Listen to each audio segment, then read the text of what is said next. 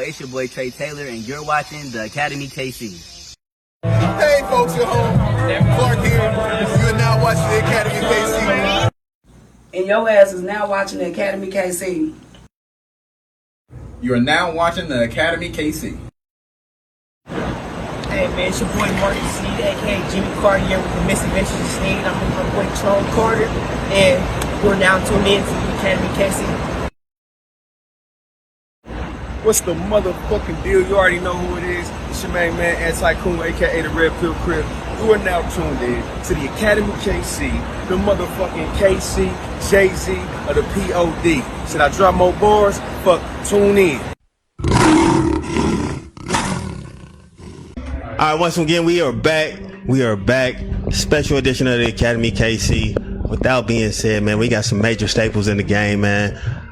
Without further ado, I'm going to let you introduce yourself first. For the people that don't know, and I don't know why you don't know. But go ahead, OG.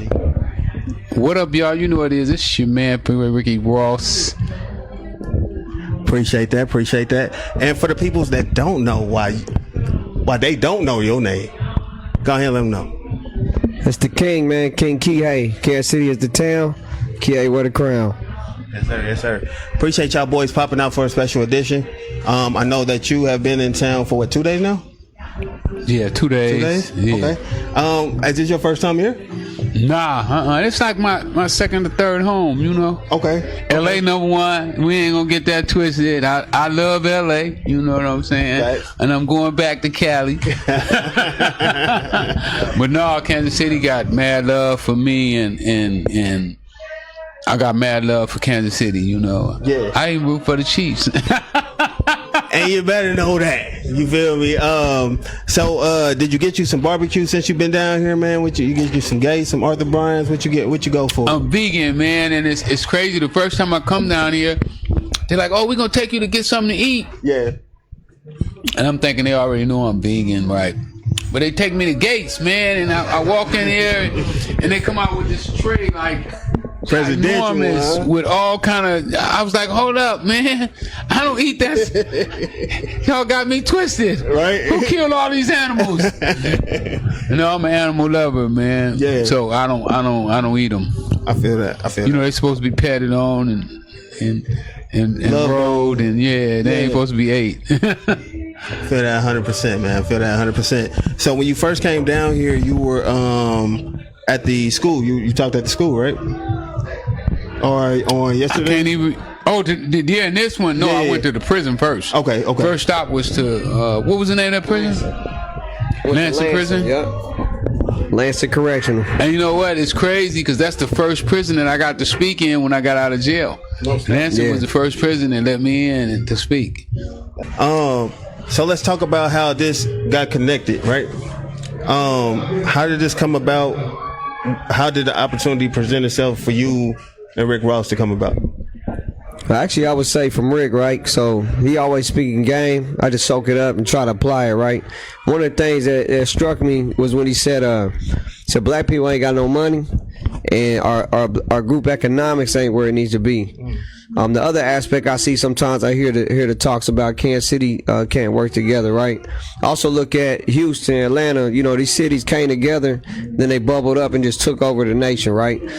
Me going on my journey, like I've been on tours before, watching these other cities and realizing the talent that's in Kansas City, because I think sometimes Kansas City don't know that till they leave, and how much talent that is. I just know for a fact I'll put my money on the town that we could go bubble like that to that caliber. I think we got the most creative people here, most talented artists. I'm willing to put my money on that, right?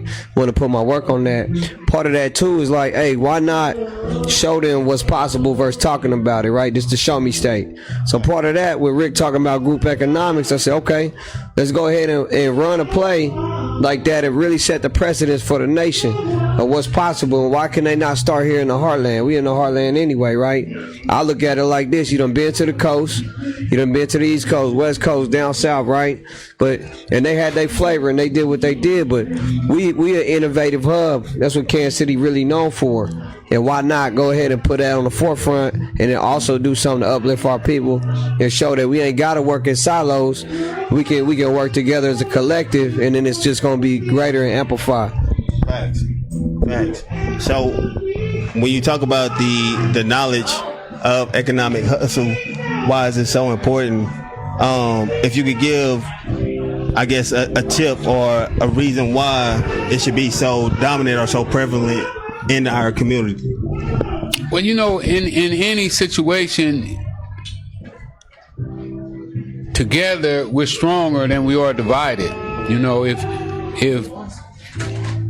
you're gonna push somebody over, if it's just one of them, it's easier to push him over than if he got 10 people standing behind him, holding him up. So it's just plain simple economics. You know, the more, the better if everybody's working on the same accord. You know, you can't have nobody in there to steal in, and you know, I mean, we got enough slime balls already. We don't need no slime balls in it. What we want is good, honest, hard-working, thinking people.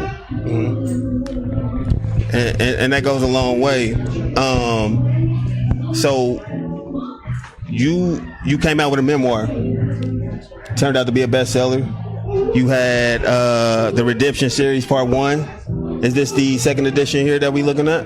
No, they put second edition on it. The printer did, but it's really the first edition. It's just all of the mistakes that I made, because I self-publish.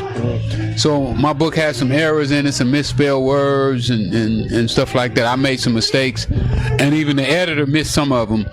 So when people would hit me up online and show me where the mistakes was and misspelling and stuff like that there, because you know I don't even have a high school diploma. You know what I'm saying? I ain't. That speaks volumes on what you accomplished, though.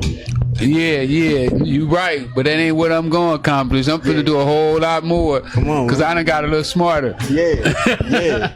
And that's what matters, right there. So that book is really just an old book, but just with all the corrections. Mm-hmm. Okay. But the old one worth more money. Say that. Say that. So one thing I looked up about you, man, and that really touched with me, because I also have the similar issue, was you being an ambassador for the Kidney Foundation. How did that come about? What made you be like, other than, you know what I'm saying, your health, you know what I mean? Was that something that you always wanted to do? My health been good, but I have friends that had to have transplants and so forth. So I push, not just for myself, but I push for my loved ones. Yeah. You know, the people that I care about. And I'm also a donor too. You know, if something happened to me, I want my organs to be donated to somebody that can use them, save a life. Got you. King, talk to me, man. So you've been working, man. What's one of your top 3 musics from King? Top 3 songs from King. I think I'm gonna go with "Grow Up," because that it really is self-explanatory. I looked in the mirror, I said, man, what could I tell my people? What do they need to do to like transition from the streets? And really they had to grow up with their mentality. And that song is an ode to that, man. I did that off of 24th in Indiana where I shot that video. Park, ain't it? Yep, right across the street there. Shout out to all my guys out there, Jeff Gordon gang, you know. Just because, I mean, we have so much potential, we can change our mindset. Another song I would say is Flowers. It's a straight hip-hop joint. We ain't got to be hard all the time. You know what I'm saying? Like I love my mama, love my grandma, but everybody else do too, right? For the most part. And it's kind of like a dedication. I gave everybody their flowers while they was here. Now, I got to say this, rest in peace to T.A.KC, because I did shout her out on that song. She is no longer here. So it's also, I got to give her flowers while she was here. You know what I'm saying? And probably the other one I'm going to say is Roll from the Soil, because, you know, we from the bottom. We from what they call the dirt, right? But that don't mean we ain't royalty. Don't mean we can't be something greater than what they say that we can be. I say that's probably my top 3 right there. Definitely, I was gonna say that Grow Up. That was definitely one of my bro. Yeah, and I like the flavor that you pushing too, man. It's not always gotta be I'm about to do this or I'm about to do that. You can definitely do something different for sure. Another thing that I wanted to ask you, what did the necklace? It's like a pearl necklace. What does that represent? Now this is a kukui lei. So my heritage, I'm part Hawaiian.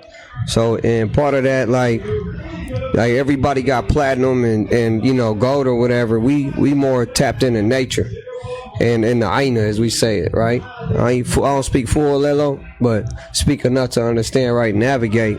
But my heritage matters, just like my black heritage matters too, right? And a lot of times, I look at the world, how the colonizers come in and try to tell you ain't this or that. I'm blessed to be able to understand where I come from, right? I come from a lead. So I wear this as an homage to my ancestors and my heritage, and also it's a respect thing, right?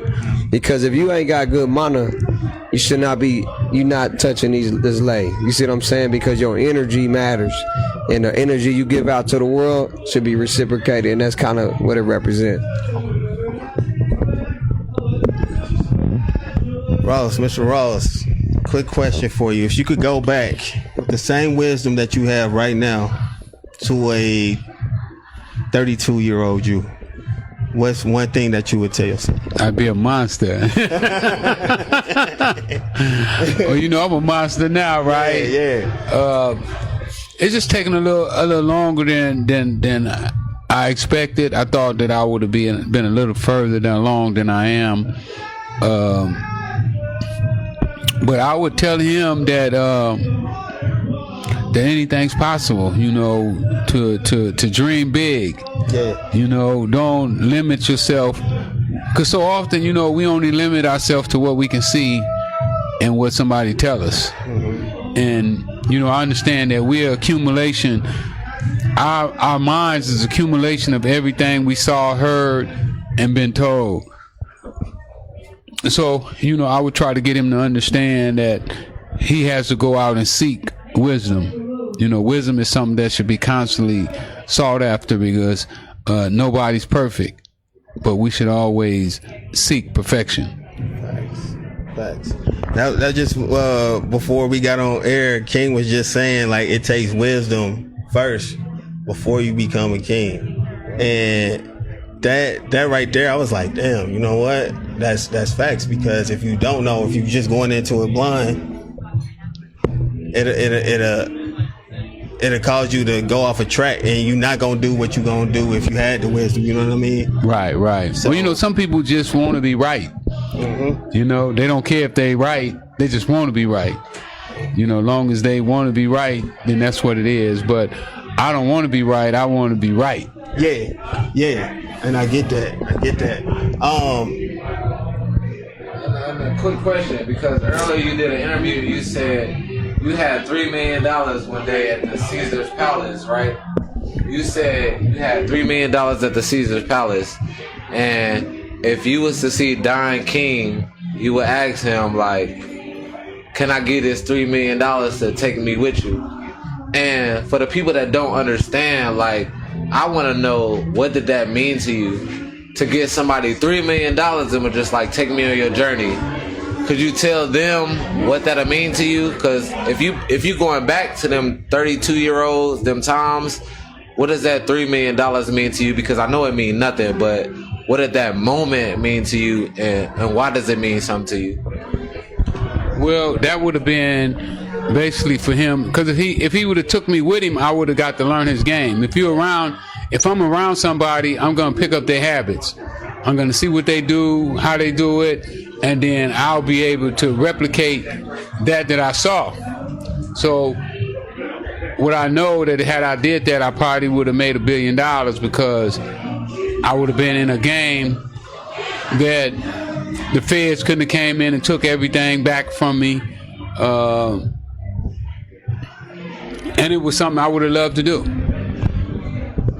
You know, to been in the boxing game. But also, what I saw about you had a boxing management. Now I do. Yeah.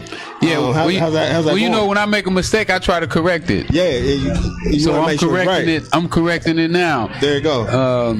I went to Don. Don didn't accept my offer. I offered to move to Miami. Told him I'd work for him for free. I'd get my own place, everything. He didn't have to do nothing. He never accepted that offer. But now I have one of his assistants is gonna teach me everything he learned from Don. For free. For free. For free. Came full circle the whole time. Yeah. No. Hey, it's a pleasure having you. My name is Marcus Dwayne Sneed, creator and host of the Misadventure Scene. I want to give a shout out to the Academy KC, you know what I'm saying, for helping me tag team this. So, I ain't gonna lie, I really didn't know like too much about you, but I've only heard of you. You gotta speak up a little bit. Oh, no, my bad.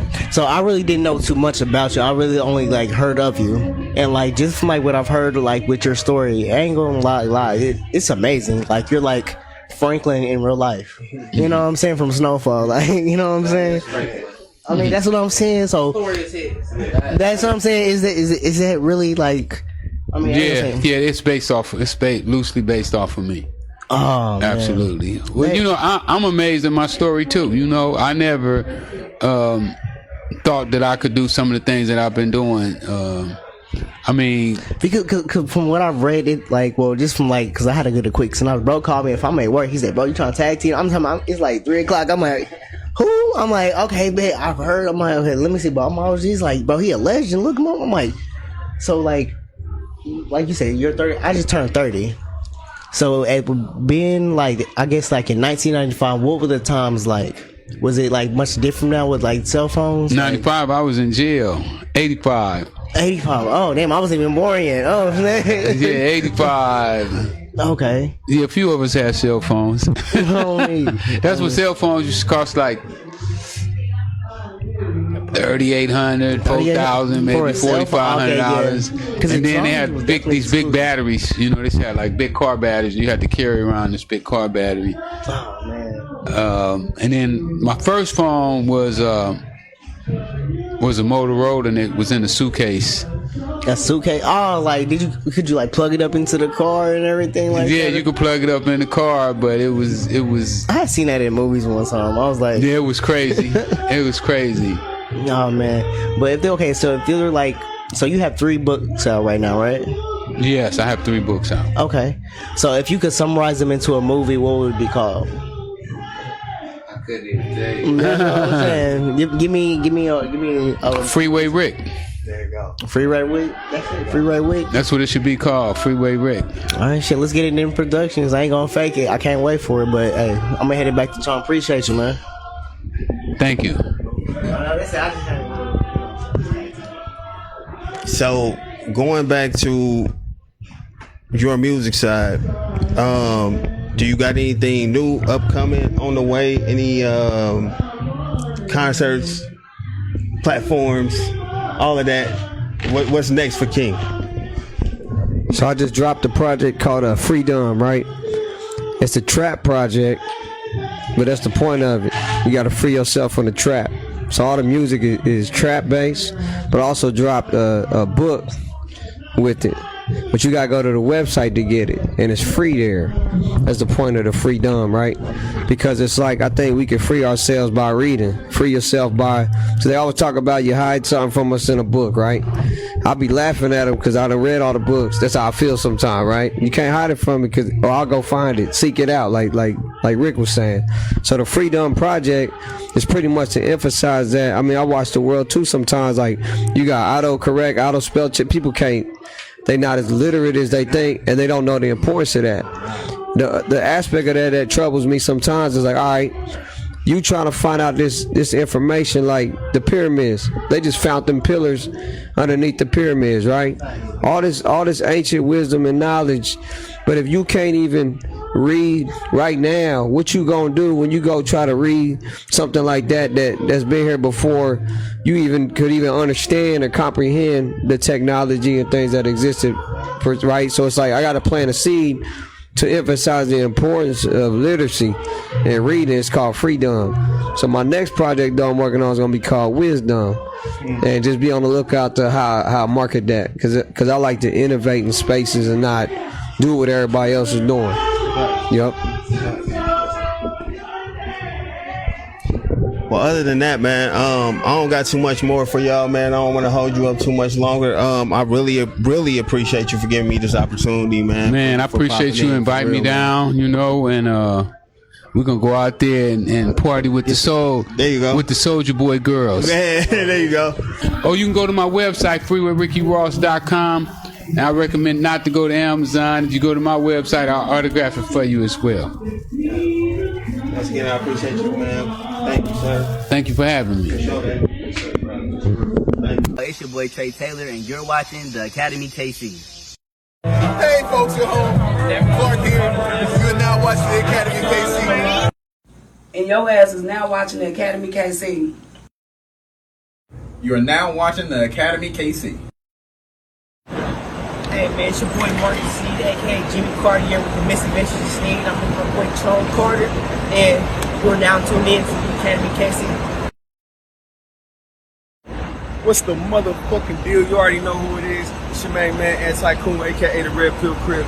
You are now tuned in to the Academy KC, the motherfucking KC, Jay-Z, or the POD. Should I drop more bars? Fuck, tune in.